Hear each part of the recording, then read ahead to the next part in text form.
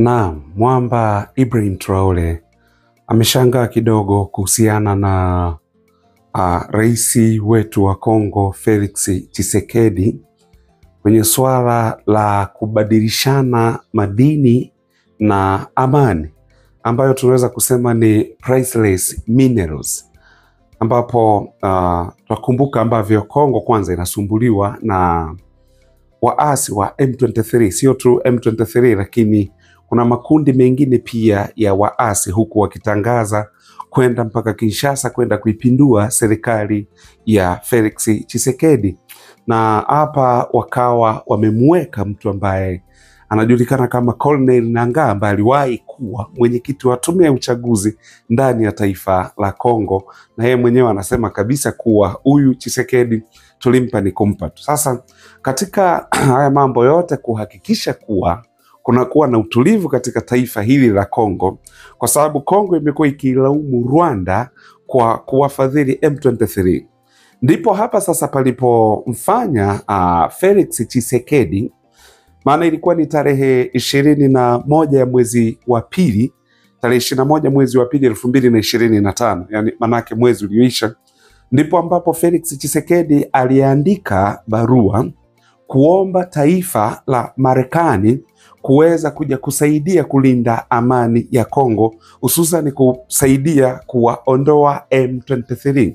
Lakini ndani mle masharti aliyoyaweka, kwa sababu sera mpaka sasa za mtaalamu Donald Trump ziko wazi kabisa kuwa ni nini maana yake. Amesema kuwa sisi jeshi letu Marekani sio polisi wa dunia, kwa hiyo unataka tukulinde, tupe madini, na ndivyo hivyo. Kwa kwenye ile barua sasa ikawa ime-include madini kama vile ya lithium, tantalum, lakini kuna cobalt, kuna uranium pia vile vile. Na mpaka sasa unaambiwa tayari wataalam kutoka Marekani wapo ndani ya Kinshasa kujaribu kuangalia sasa, je, kwenye ile barua haya madini aliyoyaandika tutanufaikaje nayo na thamani yake ni kiasi gani, lakini madini haya tutayapataje, alafu ili sasa waweze kuleta kambi za kijeshi za Marekani huku mashariki mwa Kongo kwa ajili ya kupambana na M23.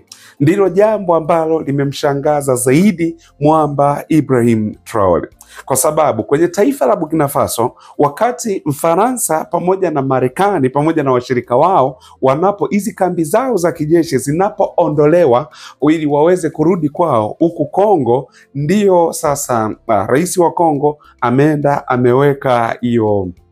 ameweka kama bondi tuseme yani wao wachukue madini ambayo yangetakiwa kuwanufaisha Wakongomani na familia zao, lakini Marekani achukue haya madini waende nayo, ila wao walete kambi huku za kijeshi kwa ajili ya amani ya watu wa Kongo. Well, kuna mtu mwingine anaweza akasema hiyo ni sawa kabisa, kwa sababu sasa madini haya na amani Kongo hakuna, na inakuwaje kwaje? Ndugu zanguni, tunatakiwa tuelewe kitu kimoja. Kama isingekuwa ni wazalendo wa Kongo, tayari rais wa Kongo angekuwa ameshapinduliwa tayari, kwa sababu kwa sasa hivi kumbuka hawa M23 walianzia Goma, wakaanza kusafiri, wamefika mpaka Bukavu, lakini sasa wamefika kwenye mji wa Fizi, huku wamezuiliwa na wazalendo ambao ni ukweli Tshisekedi alimteua General Amuru ya Kutumba, ambaye sasa yeye ndo anaongoza hiki kikosi cha wazalendo. Kwa wazalendo hawa ndio wamesababisha mpaka sasa hawa waasi wa M23 au M23 hawawezi kusonga mbele. Sasa kitu kilichomshangaza sasa Ibrahim Traore kuwa, kwa sababu kumbuka yeye Ibrahim Traore pale kwake alitumia madini haya, na haya madini alipoyatumia hakuwaita watu kutoka nje ili wale watu waje wasaidie kupambana na makundi ya kigaidi pale katika taifa la Burkina Faso, isipokuwa yeye alitumia madini haya. Na madini haya kwanza, maana alipovunja uhusiano wa kidiplomasia pamoja na watu wa Faransa, lakini pamoja na mataifa ya nje, kwa hiyo akatumia madini haya kuyauza haya madini, lakini kununua silaha na kuwapa raia ili wapambane, kwa sababu aliwaambia nchi ni ya kwenu, msipoipambania tutaendelea kuwa hivi na maisha yataendelea kuwa sio maisha tena, kwa hiyo inabidi lazima muweze kupambania taifa lenu. Kwa hiyo manake sasa alipokuwa alipokuwa amewapa wazalendo na hawa wananchi, lakini pia askari wa Burkina Faso. Kumbuka ametumia madini, na madini haya yametumika kwa ajili ya kuhakikisha kuwa wanapambana kununua silaha. Ndio maana unaona Traore pale akanunua magari ya kijeshi, akanunua drones mbalimbali. Kuna drones hizi zinaitwa Bayraktar kutokea Uturuki kwa mtaalam Recep Tayyip Erdogan. Zile drones unaambiwa zimenunuliwa kwa bei ghali sana, ni dola milioni 130 kwa drone moja, lakini ni drones ambazo ina uwezo wa kuona, ikiwa angani ina uwezo wa kuona mzingo wa kilomita 10,000, lakini pia vile vile ina uwezo wa kushambulia. Sasa kilomita 10,000 sio karibu uweze kujua hilo. Kilomita 10,000 ni mbali mno.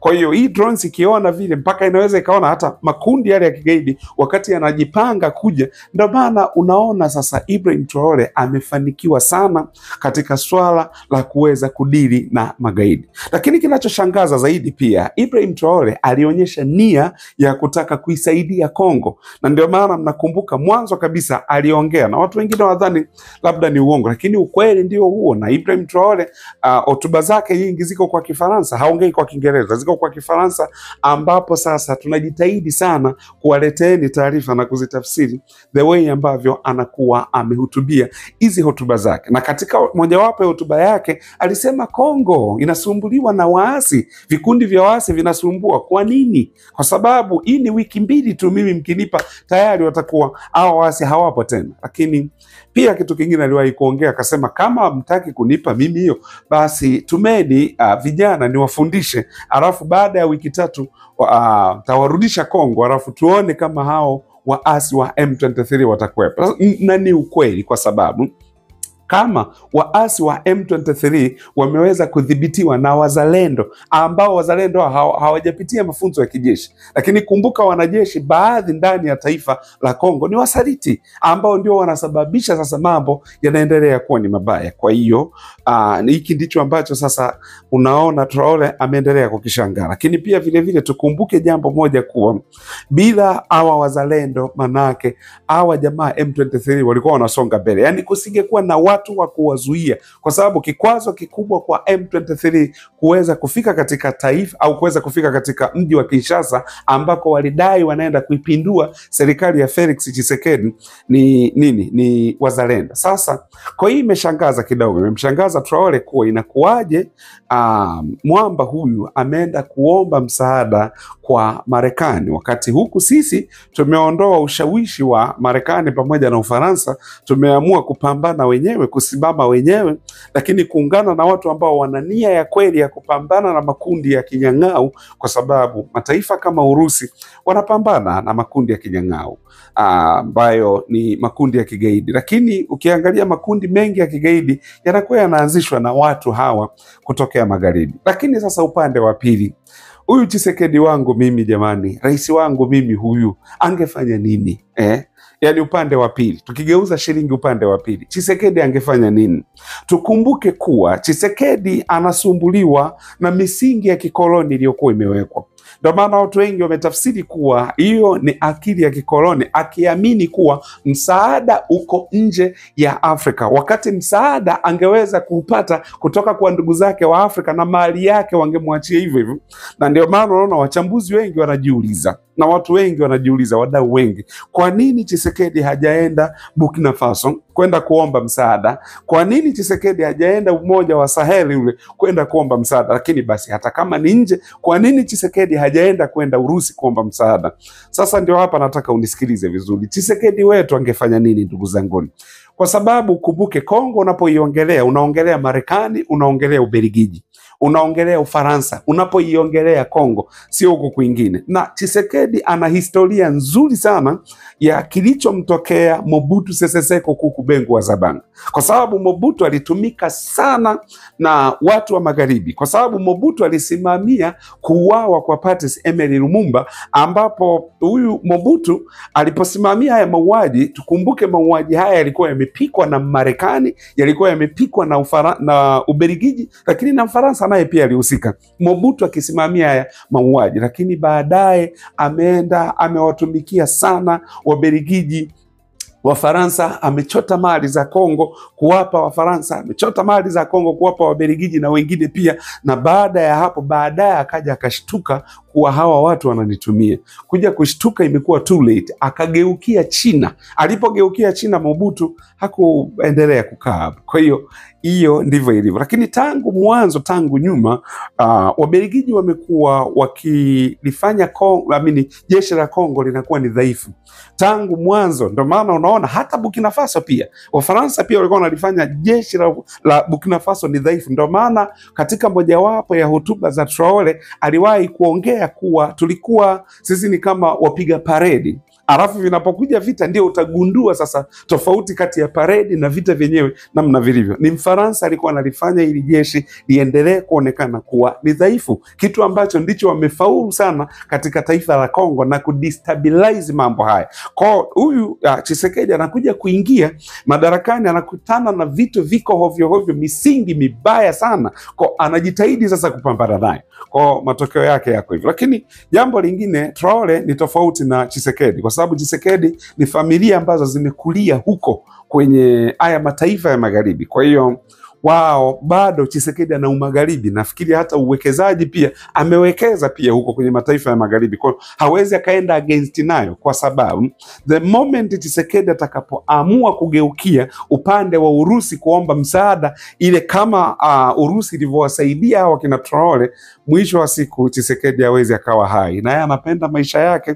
Hilo jambo tulikumbuke. Ingawa tu basi ni Ibrahim Traore ameshangaa ni kwa nini atoe madini eti kwa sababu wa Marekani waje walinde, walete kambi za kijeshi, ambazo kambi za kijeshi hizi ndizo ambazo Burkina Faso, Mali pamoja na Niger wamewaondoa hawa watu, wakasema ondokeni. Ndio maana hata juzi mnakumbuka wakati Donald Trump anawarudisha Waafrika huku, Traore alipongeza hilo jambo, lakini akasema pia tunaomba mtusaidie pia kuondoa kambi zenu za kijeshi ndani ya Afrika. Lakini leo kambi za kijeshi zinakuja kwa kubadilishana na madini adimu, madini ambayo gharama yake ni kubwa, yani haisemekani, madini kama ya uranium, cobalt, lithium, tantalium. Kwa hiyo ndivyo mambo yalivyo, ndicho kilichomshangaza sana mwamba Ibrahim Traore. Nikushukuru sana mwana ukuu wa Mwafrika. Asante kuendelea kutufuatilia katika chaneli hii. Asanteni sana.